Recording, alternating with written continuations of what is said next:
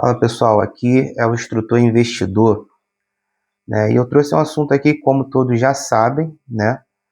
A profissão de instrutor está sendo jogada no lixo, né? Pelo governo federal, né? Através de um ministro dos transportes que não entende nada de transporte e colocou algumas situações, né? E aprovou algumas situações sem ouvir os lados dos instrutores, das autoescolas, nada disso. E com isso, está aprovando aí a habilitação, né, a CNH Brasil, que agora já é o novo aplicativo da CNH, onde a pessoa pode fazer as aulas teóricas por ali, marcar a prova teórica por ali também, e já está passando um pouco para a prática, e agora, né, no último momento agora, na última semana, está dizendo que não vai ter mais baliza para a prova prática, né, no carro, no caso, né.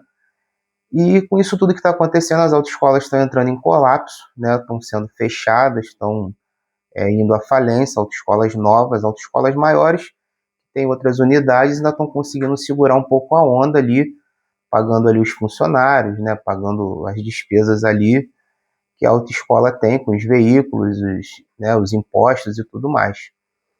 E nesse meio tempo aí, né, o que aconteceu comigo foi o seguinte: chegou até mim, né, essa crise, né, até a autoescola que eu trabalhava, a empresa, e com isso tudo eu fui mandado embora, né? Então, ainda teve a questão também de acordo, que isso para mim não existe acordo, né? Acordo é quando o funcionário quer sair, não quando a empresa quer dispensar. Quando a empresa quer dispensar, ela tem que pagar todos os direitos trabalhistas do cidadão, né? Mas enfim, não cabe a mim isso aí e tudo mais. Mas por sorte minha, ou por uma questão racional minha, ou uma questão de educação financeira, eu saí dali com um certo patrimônio já, né, juntado, né, onde eu consigo ali bancar as minhas despesas, juntar, né, tá ali com a minha família, bancando aqui as minhas despesas da minha casa, né, com a minha esposa, com as minhas filhas, e eu consigo segurar a onda, também consegui auxílio-desemprego e tudo mais, e estou pensando aí em estar vendo uma questão aí para estar trabalhando por aplicativo, né, porque trabalhar para patrão hoje em dia é pedir esmola para dois, né, somente em empresas pequenas. Em empresas grandes a exploração é muito maior, né?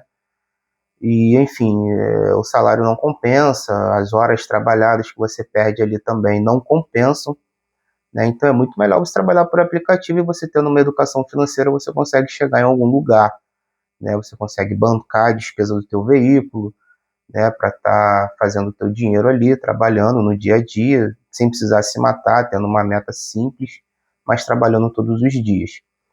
E eu estava fazendo uma pesquisa da Motu, né? A Motu, que hoje está no Brasil, é uma empresa onde eles fazem ali um serviço de locação de moto, né? Num contrato ali de 3 anos, e ao final desse contrato você fica com a moto, né?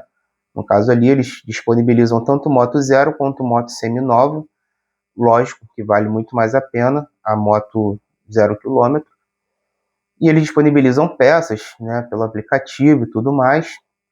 E eu tive fazendo uma matemática em cima disso. Porque se hoje você vai para a Honda, Yamaha, outras marcas maiores, o que vai acontecer? Se você não tem dinheiro para comprar à vista, você vai ter que financiar essa moto. E geralmente, né, os juros hoje, né, por isso que é bom a gente também entender um pouco sobre educação financeira, entender o que é a taxa Selic, o que é a inflação, o que é a CDI. A gente sabe que hoje a taxa de juros está altíssima. Teve a última reunião do Copom ontem, e eles mantiveram a taxa de 15% ao ano, ou seja, o juro está altíssimo aqui no Brasil para pegar empréstimo, usar cartão de crédito, usar cheque especial. Então, a barreira de entrada muito menor está sendo a Motu. Por quê? Eles pedem um dinheiro, né, que no caso aqui no Rio de Janeiro, né, eu sou do Rio de Janeiro, estão pedindo ali R$ 1.800 de entrada para você pagar uma parcela de R$ 660 por mês, né? Então, por uma moto 0 km, e o que isso influencia, né?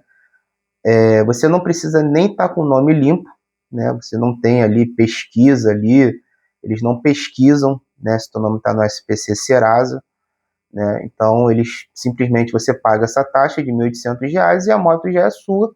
Eles vão marcar com você ali o período em que a moto vai chegar para poder fazer a entrega lá diretamente na loja deles. Aqui no Rio de Janeiro tem várias lojas, né, que a gente pode estar marcando a mais próxima para estar fazendo a retirada da nossa moto e assim começar a trabalhar. A moto já sai no nome, sai emplacada, já sai tudo direitinho. Só botar no aplicativo e rodar. Então, a moto da Motu está sendo uma oportunidade muito boa, entendeu? Para quem não tem uma grana muito alta para dar de entrada, para quem tem restrição no nome.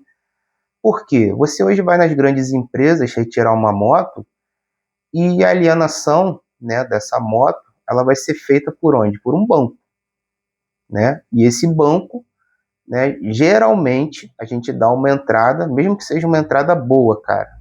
Dá uma entrada boa, você ainda vai pagar uma parcela aí no mínimo de R$ 1.000, R$ 1.200 por mês. Porque eles colocam um monte de taxa em cima que não existe, né? E ainda tem o juro do banco que é altíssimo. Então você fica preso com aquela moto, você vai ter que ficar rodando e a quilometragem ela explode porque você tem que trabalhar, tem que fazer corrida para poder ter o dinheiro para pagar a prestação dessa moto e o banco automaticamente. E com isso tudo, a moto fica muito rodada, você começa a pagar, e num período que você quer se desfazer da moto, o que você tem que fazer? Arrumar alguém que queira assumir, né, as prestações dessa moto, ou que queira pagar à vista, que é muito difícil. A pessoa querer pagar à vista numa moto já rodada pra caramba. Então você tem que arrumar alguém que queira assumir a prestação dela, né? E ninguém vai querer assumir uma prestação de R$ 1.000, R$ 1.200 numa moto rodadíssima. E aí o que acontece? Você fica com essa moto e fica ali pagando, você fica amarrado ao banco. Porque você não tem a facilidade de vender essa moto para uma outra pessoa ou passar para uma outra pessoa, até porque você pode passar para uma pessoa que não venha a pagar as prestações do banco e você vai ficar mais enrolado ainda. Então, o que acontece com isso tudo? Você acaba ficando à mercê do banco, pagando o banco, não tem para quem passar a moto e fica com essa responsabilidade que você arcou e não fez conta, né? E o dinheiro que você deu de entrada praticamente foi irrisório, praticamente não serviu de nada para o abatimento, né, do valor da moto. Todo mundo sabe disso, que já comprou carro e moto. E aí você fica com essa moto. E aí o que acontece? Essa é a grande desvantagem de você comprar em grandes marcas, né, por um banco, alienado por um banco, e você tirar na Motu. A diferença é essa. A Motu, se você tirar a Motu com R$ 1.800 aqui no Rio de Janeiro, está sendo esse valor, eles estão dando aí R$ 100 aí de desconto, dando um cupomzinho, R$ 1.700. Se você tira essa moto, o que vai acontecer com essa situação? Você usa a moto, você vai pagar os R$ 600 por mês, vai fazer mais o teu dinheiro do mês rodando nela. Só que no determinado momento, se você desejar montar um negócio para você, ou você arrumar um emprego, né, de situação formal, que pague bem, né, aí acima de R$ 4.000 aí, né, você estudando, fazendo suas coisas, você pode depois se desfazer da moto. E como é que eu me desfaço da moto? Eu chego na Motu e entrego a moto. Simplesmente. Eles aceitam a tua moto de volta. Logicamente, o dinheiro que você deu, os R$ 1.700 para tirar ela, é perdido. E as prestações que você pagou também são perdidas. Só que a diferença é que eles pegam a moto do jeito que a moto está. Porque tem muita gente que não quer tirar 0 km, quer tirar semi-nova, quer pagar diária, e eles botam a moto para rolo. Então, o que acontece? Na Motu está sendo muito mais benefício do que você tirar uma moto numa loja grande, que vai financiar por um banco, que o banco não quer saber. O banco quer saber que você tem que pagar ela, não quer saber se a moto está ruim, se a moto está rodada, se você não está conseguindo passar a moto. Eles não querem nem saber. Eles querem saber do dinheiro deles todo mês. A Motu já tem esse benefício. Você dá uma entrada, né? Pega a tua moto 0 km e vai rodar e vai pagar R$ 600 por mês, irmão. Isso aí com 4 horinhas aí na rua aí, você consegue fazer aí no mínimo aí uns R$ 150 por mês, por dia, né? Em 2 dias você já pagou a moto, né? No caso, em 4 dias você já pagou a moto. O resto dos dias, isso para quem trabalha pouco, tá? E de repente tira até isso daí no dia R$ 600, né? Se matando ali, trabalhando 10, 12 horas por dia, o cara até consegue tirar isso aí, no final de semana, por exemplo. Né? Então você tem uma prestação baixa de R$ 660, você vai usar a moto, você está pagando, mas já está usando a moto, 0 km, está ganhando o teu dinheiro, e ao final de tudo, eu não quero mais porque eu vou trabalhar com outra coisa, vou montar meu negócio, ou abrir sociedade com alguém, ou então arrumei um emprego formal que está me pagando bem, fiz um curso, tal, e não quero mais, eu vou me desfazer da moto. Você simplesmente bota a moto lá na Motu, leva lá, faz a rescisão de contrato, eles vão ficar com o teu dinheiro, né, de entrada, as prestações que você pagou, mas em compensação você não precisa mais ficar com a moto. Então vale muito mais a pena a Motu, muito mais a pena financeiramente do que uma moto das grandes marcas aí, Yamaha, Honda, enfim, outras marcas aí. É uma moto que não é visada, é uma moto que é 110 cilindrada, ela faz 1 litro de gasolina, ela faz 60 km a 65 km, dependendo da forma que você anda com ela. Então, assim, vale muito a pena custo-benefício.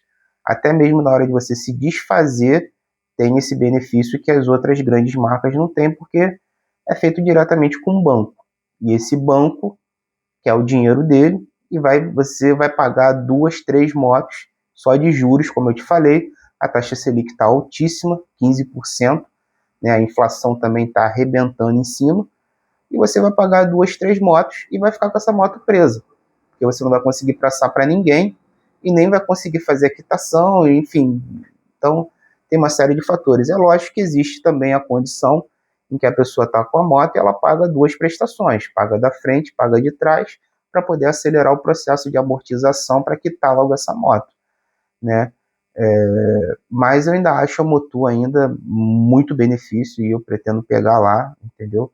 Porque é uma barreira de entrada muito pequena, né? E botando na ponta do lápis hoje, para mim, custo-benefício é ela, né? E eu pretendo também ficar provisoriamente, não pretendo ficar muito tempo, né? Mas pretendo continuar, né, nessa área para uma questão também de renda extra, porque é muito bom, né? Você fazer ali algumas horinhas ali de renda extra com a moto, entra um dinheirinho legal, tanto com entrega de comida quanto com carregando passageiro.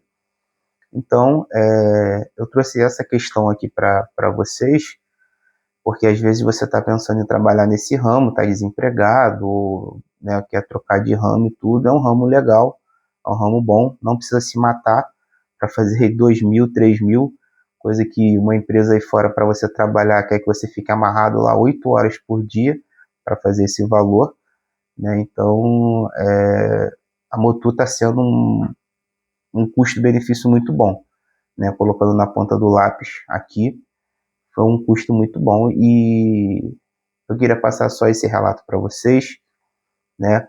E aqui segue, curte, se inscreva, né, no canal, porque aqui eu trarei mais informações, né, sobre investimentos, sobre questões como essa, né? A gente está colocando tudo na ponta do lápis direitinho para a gente não se enrolar financeiramente, tá? Um forte abraço e tchau!